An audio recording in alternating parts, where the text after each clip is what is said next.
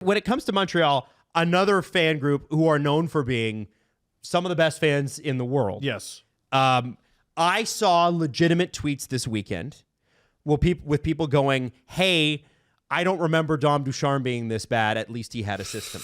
And guys, the whispers about St. Louis are getting loud. And let's just call it what it is. When he was hired, everybody was like, but he has no experience at any level. At any level. Yeah, but he played in the show. At any level. The stuff about him working with Cole Caulfield and making Caulfield better, I love that. That's an assistant coach. That's a performance coach. It's a performance That's coach. not an assistant coach. Assistant coach has systems. I know. I don't have a problem with St. Louis being in the Habs organization. Head coach, I'm not sure, bro. And the thing was, when he took over, Dom Ducharme was coming off of a different, you got to remember, they came off of a Stanley Cup appearance. And then instantly the next year they were bad. And people were like, well, wait a second, it must be the head coach. And then the objectives of the situation changed very, very quickly. Bergevin's gone by Christmas, so Dom Ducharme's guy is gone. The new crew comes in, and the vibes are terrible. You're scratching a guy like Cole Caulfield, which honestly was horrible. Horrible idea. And at that point, you're still like, you've signed Hoffman. You have Dvorak. You have these guys that you expect to do well for you. Josh Anderson still on that contract. This is 3 years ago. And what does Marty St. Louis come in and do? He comes in and does what Sheldon did when Sheldon Keefe came in. Sheldon Keefe came in and was like, hey, guys, let's just focus on vibes. Let's all feel good about ourselves. Yeah, we should start there.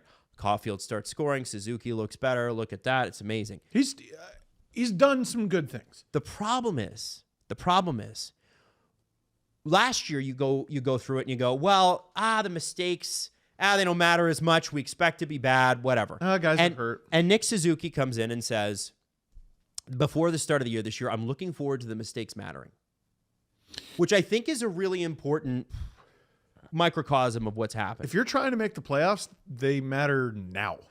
Well, they're not trying to make the playoffs, though. Sure they are. Sure they are. They can't be. Sure that this is what I was fighting surely against. You can't be. You got to be kidding me. This is what I was this fighting roster against. could ever have made the playoffs. Absolutely, they could. Absolutely not. They could have no way. competed no way. for And it, for God's sake. Okay, they could not have competed for it. They were never that good. That was all media hype from the get-go. I got a bunch of shit from Habs fans earlier this season, before the season started. Well, because I said they need to take a step. And you were like, bullshit. And then I said, listen, they've got this guy, they got this guy, they're improved, whatever. And people were like, you left out Kirby Dach. You mean Kirby Dach, who's got 5 points in 14 games, that Kirby Dach? Why does he have that? Is it because he's a bad player? No, it's because he missed most of last year with an injury, and it takes a fucking minute. Yeah. And you also, when you realize, oh man, okay, the mistakes matter now. Our fans expect us to win. Yeah. The media expects us to win. You need to have a guy who has a solution for that. And I'm not sure that they do.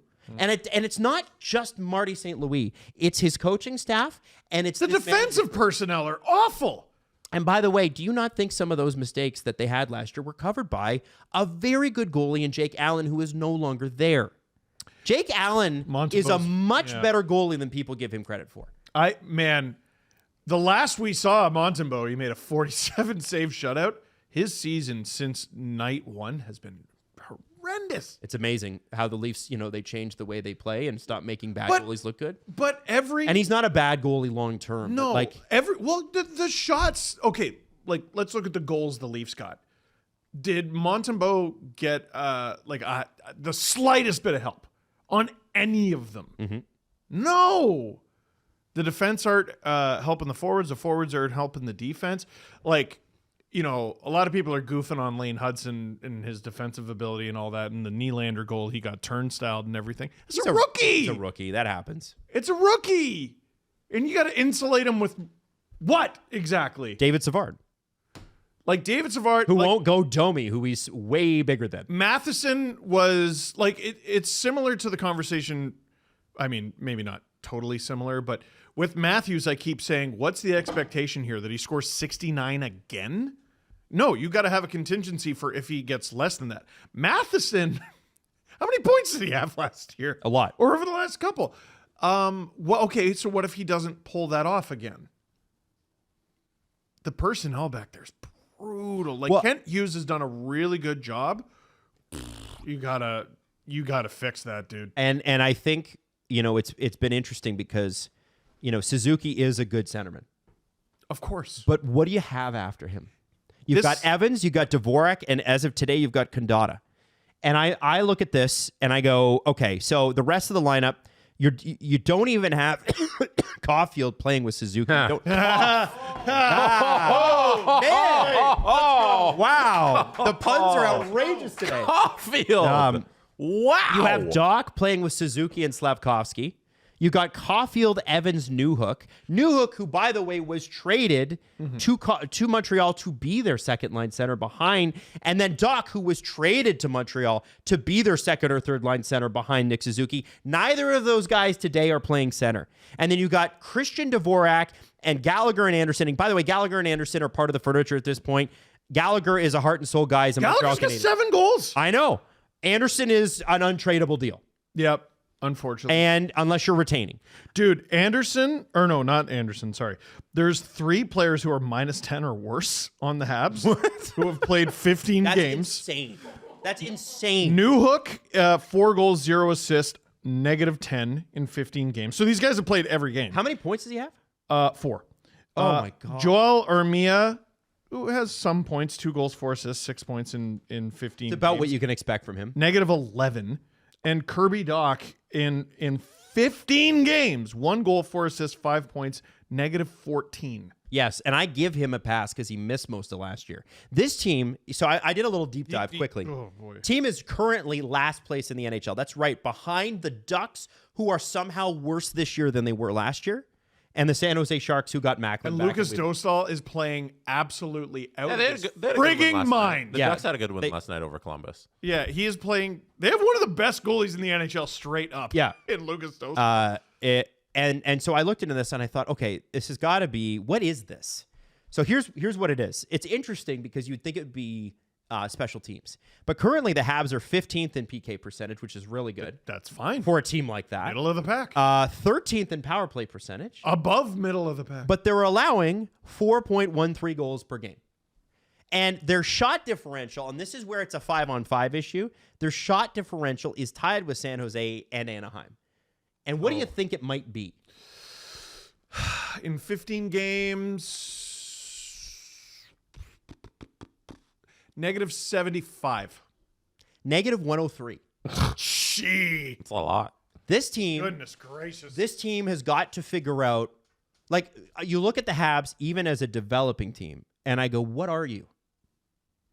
And well, What are you aspiring to be? Are you a fast-paced, high-opportunity team?